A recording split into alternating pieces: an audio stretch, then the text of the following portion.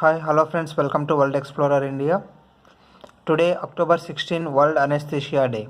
Theme of this year is Occupational Well-being of Anesthesiologist. Now, let's see what is World Anesthesia Day. World Anesthesia Day celebrated every year on October 16 for celebrating the first success of diethyl ether demonstration by William Thomas Green Morton in 1846 on October 16 at Massachusetts General Hospital in Boston, USA. Because of this, today we are able to see surgeries without pain. This is celebrated with help of World Federation of Societies of Anesthesiologists, WFSA. Hashtag for this is Our Well-being and Ether Dome.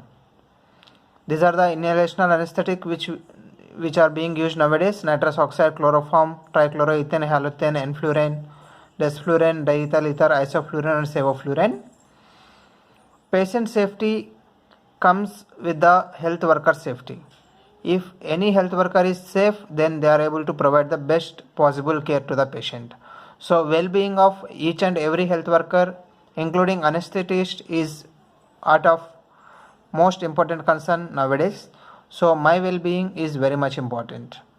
So this World Anesthesia Day focus is on my well-being, fight fatigue and prevent burnout. So occupational well-being of anesthesiologist. In this we are going to see what is occupational fatigue, burnout syndrome. What is burnout syndrome? Burnout syndrome is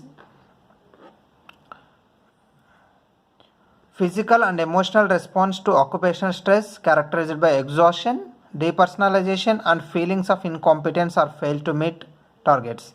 That means this is a physical response and also an emotional response where the health worker is exhausted and they are even forgetting about themselves and they are having the incompetence feelings, etc. So that is called as burnout.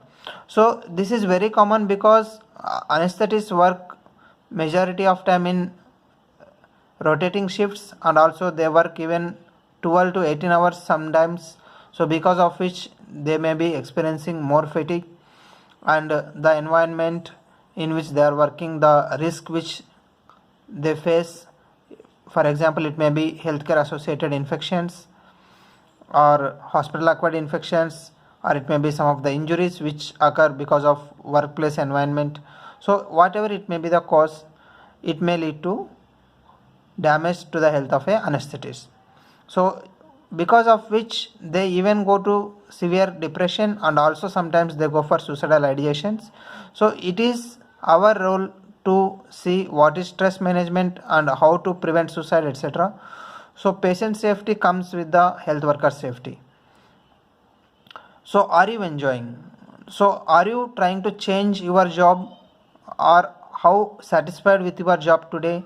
Are you happy with your current job? Do you have emotional bonds with your patients, or you are just working mechanically? Is your self-esteem high, low, or is it okay? Are you able to cope up with the advances in technology, because technology is ever growing and it's growing like anything and we have to cope up with the advances? So are you able to learn something new every day? Are you able to remember the life events? So such type of questions will directly reflect whether your well-being is there or not. So fatigue is very common, so it's better to have some breaks during the work. Talk to colleague or senior if you are having fatigue. Keep professional life out of the personal life. Don't mix professional life and the personal life. Have some good sleep hygiene, and see the description link below where I have given link for sleep and sleep hygiene and also sleep problems. So burnout, it is avoid burnout, it is better so that you can have a good work life. So who is at risk, or what is the risk? You may, if you are fatigued or if you are burnout, you may at risk of getting hospital acquired infections, and it even lead to the patient safety concerns. Even some of the anesthetists, they are prone to addictions like alcoholism or any other drugs. They are able to get fatigue, because of which there is a chance of medication errors and also there is a low job satisfaction, because of which they even want to shift the job or they want to change their profession. So what to do now? Try to say no, be conscious about the self care, do exercise, meditation, and have well balanced diet, and try to maintain social relations, spiritual activities, and maintain the humor at workplace, positive environment, PPE, use of personal protective equipment as and when needed, fire prevention strategies. Peer support is most important because peers are the one who is able to support you. Identify the addictions among the colleagues. Even anesthetists are at risk of getting addictions. So I am giving some of the links of how to assess the burnout and what are the coping strategies. So if you are able to see the tools from this, and I am giving you a research evidence which is published in international journal. So this is applicable even for all health workers. Kindly do this assessment for yourself. So final thoughts: have a noise control in your environment, neutral zones to pass the shaft to avoid the needle stick injuries, adequate lighting to prevent fall or prevent accidents, adequate rest to regain your own energy, fire management techniques in hospitals, especially in operation theaters.